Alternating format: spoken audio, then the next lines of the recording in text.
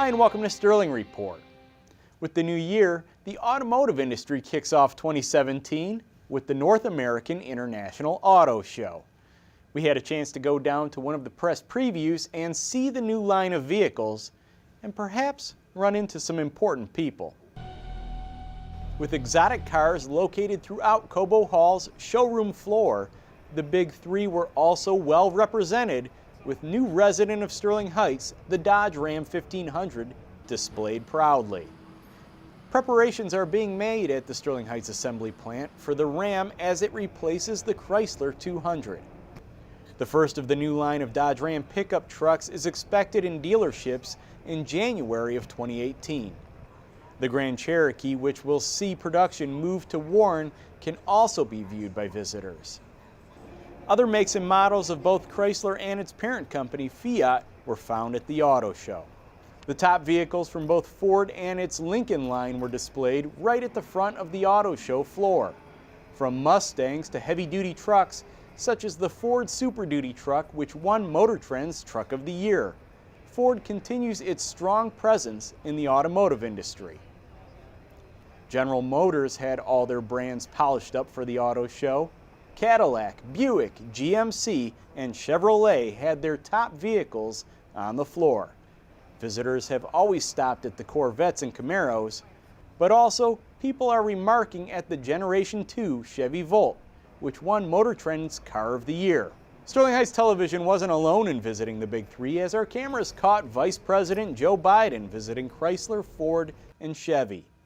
The owner of a 1967 Corvette spent a great deal of time sitting in the driver's seat of a brand new Corvette. Like the president, vice presidents are not allowed to drive while in office, and the VP was eyeing his next vehicle as he gets back on the road.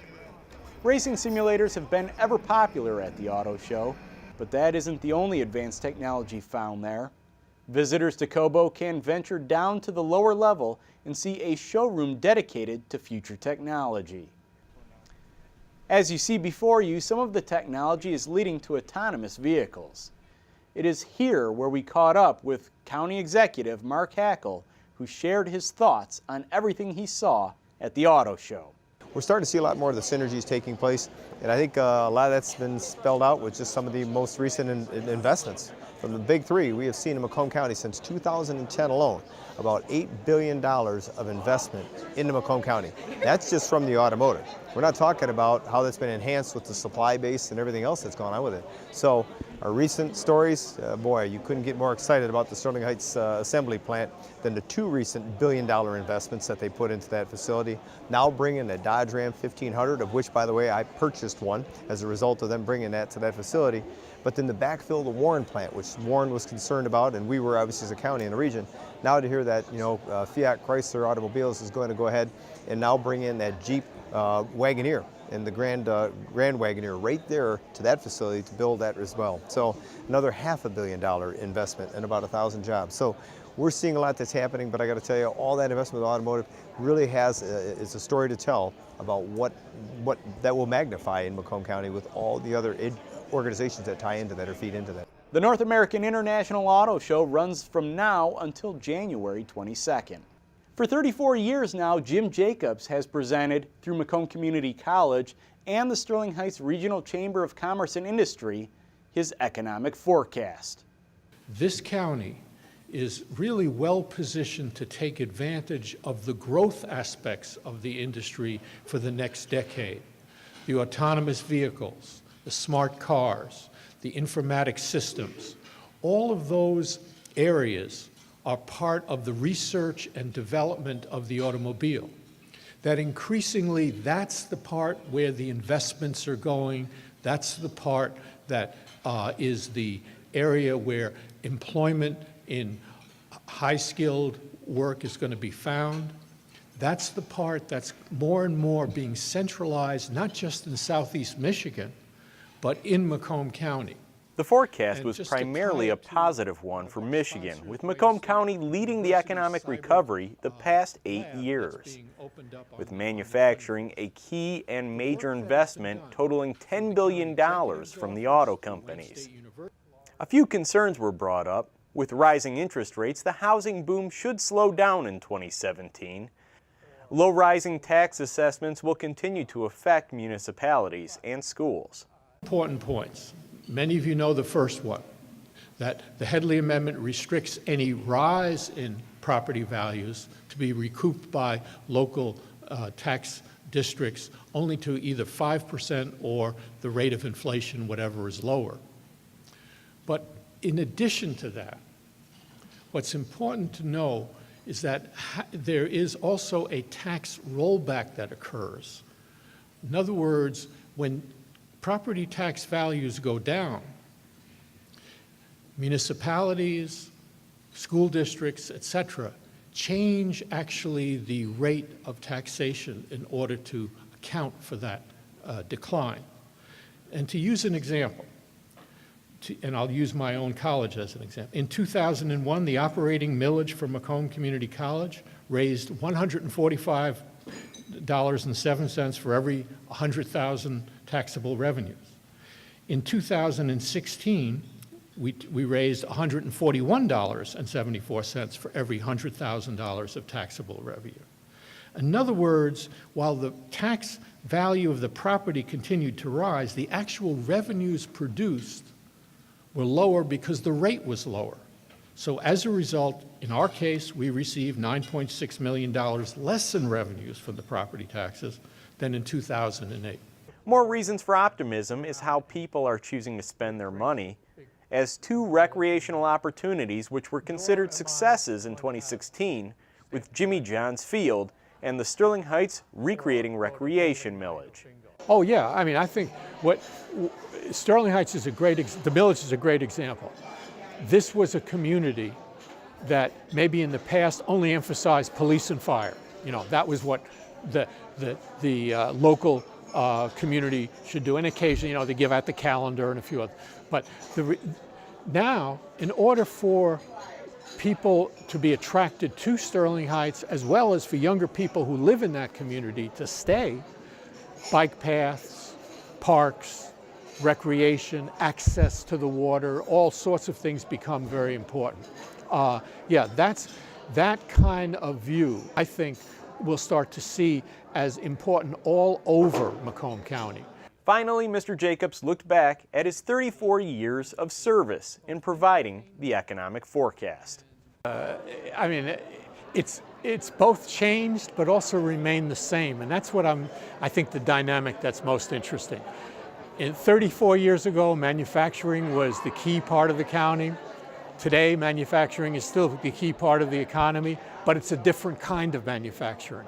So while it's a consistent theme, the kinds of skills that you need, the kinds of issues that come up are very different. 34 years ago, no one would have thought that software inside of automobiles would play such a key role in the future. Driverless vehicles was something that was science fiction. And you know, what this means is that we certainly have built organizations and schools and lots of community interest in the automobile industry, but we need to now change our emphasis to certain kinds of things. So that's one.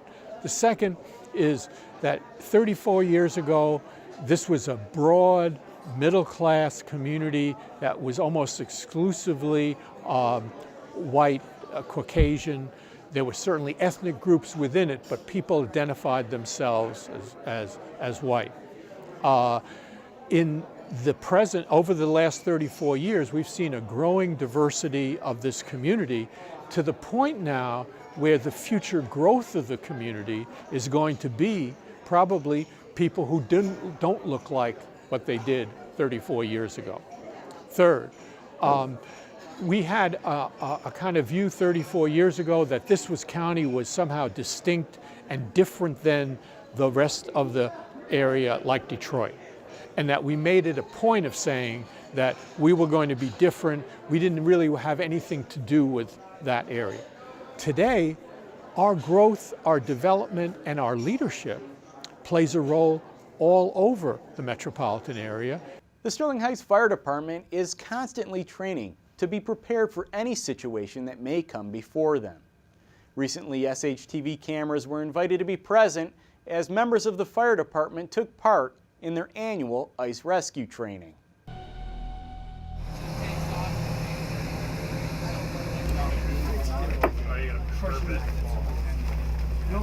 Suiting up in front of a frozen retention pond at Lakeside Circle, SHFD personnel prepared to safely execute a rescue in a low-frequency but high-danger situation.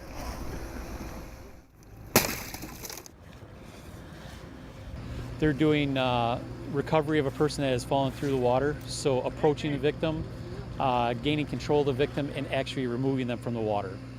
Everybody that's in our extinguishment division, which are the ones that are on the fire trucks, go through this training to make sure they're proficient at doing an ice water rescue.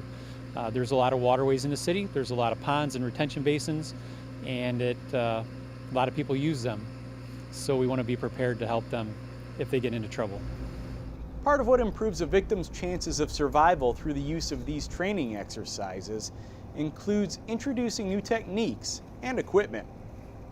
There's multiple methods, but we're teaching a method of approaching from an angle and capturing them with a rope system so that we can use people on the shore to pull them in rather than trying to get the person to walk, and distributing weight over the ice rather than putting footprints on the ice.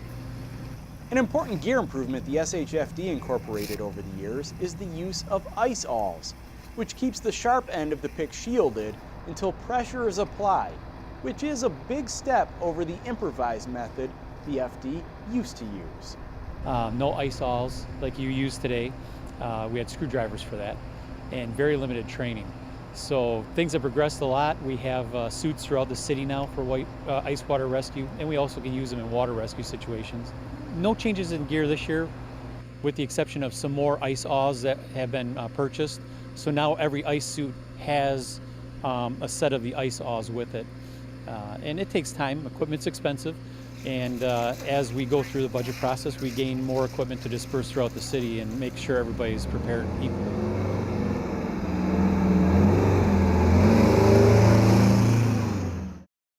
And finally today, the Sterling Heights Parks and Recreation Department has announced the lineup for its 2017 Sterling Coffeehouse series. This year's series opens with Olivia Millershin on Sunday, February 26th. You dragged me back to the shore, changing my course away. You're not the type to save yourself, and I'm not the type who wants to. Olivia is a Michigan native making a big splash on the national stage. She infuses clever lyrics, haunting melodies, and colorful folk, pop, and soulful elements into her music. Among her many accolades, Olivia made it to the quarterfinals on America's Got Talent. The series closes out with Sterling Heights favorite Blackthorn on Sunday, March 12th. Blackthorn is known for performing shanties, jigs, and reels using various assortments of traditional instruments. The popular Blackthorn show usually sells out, so interested residents should consider getting tickets in advance. Advance tickets to the Sterling Coffeehouse show cost $15 for residents, $19 for non-residents. Tickets sold at the door cost $16 for residents and $21 for non-residents. There is also a package deal for both shows at $25 for residents and $33 for non-residents. All seating is first come, first serve. And a quick note to share with your friends living south of the city, as Warren residents will receive the residential rate for this family-friendly series. Well, that's going to wrap up this edition of Sterling Report. Till next time, take care.